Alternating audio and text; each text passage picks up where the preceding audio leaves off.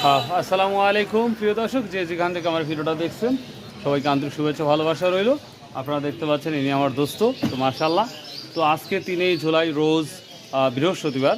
আপনারা জানেন আমাদের এই নাজিপুর বাজারটা সপ্তাহে 2টা দিন লাগে, অর্থাৎ বৃহস্পতিবার ও সোমবারে।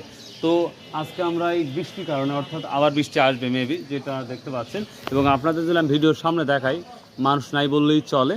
তো আশা করছি যদি বৃষ্টি হয় তাহলে মানুষ আসবে না, আর যদি বৃষ্টি না হয় তাহলে অবশ্যই মানুষ আসবে এবং বেচাকেনা হবে। তবে আজকের বেচাকেনা 100% আমি আমার দৃষ্টিকোণ থেকে রিস্ক হবে।